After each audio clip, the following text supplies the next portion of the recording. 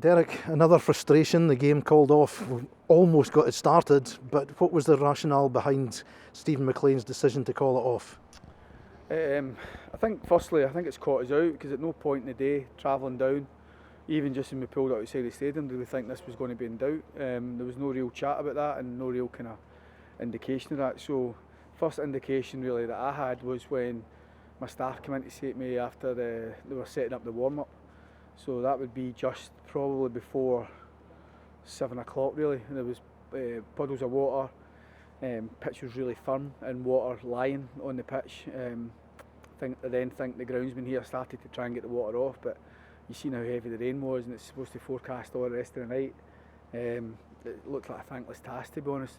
The only decision we had to make really was, because I think the general consensus was the pitch was dangerous and not playable, was whether we either delayed the kick-off or started the game and see how things were. But I think the referee was concerned about player safety. We starting the game, somebody could get injured early on in the game. Ball wasn't moving properly across the surface. There was pockets of water. Obviously, once the game starts, the groundsman can't be sweeping water off in the more affected areas. And as you see there, just as walking across the pitch is absolutely soaking and it's puddles everywhere. So I think the referee, quite cleverly, I was watching him in the warm-up. He went round a few of the players from both teams. A lot of senior players that he's obviously built a relationship with over the years, including a couple of our lads.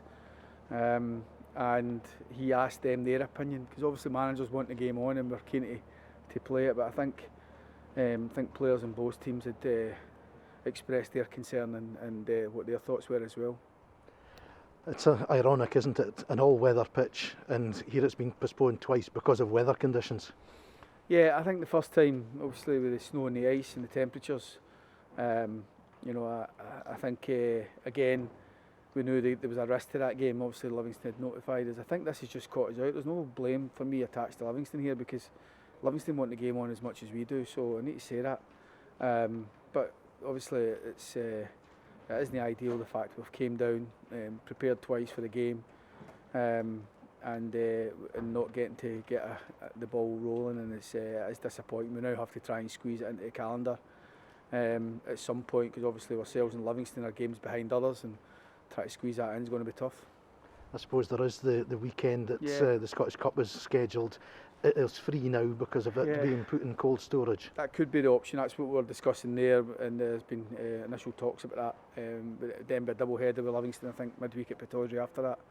So that could be an option, thankfully, because out with that, even try to get this fixture in the calendar was a challenge. But the sooner we get it played, the better. Clearly, we want to get points on board. We want to get up the games played. But unfortunately, like I say, this has caught us out. It's a surprise that this game's off. Derek, thanks a lot. Cheers, thank you.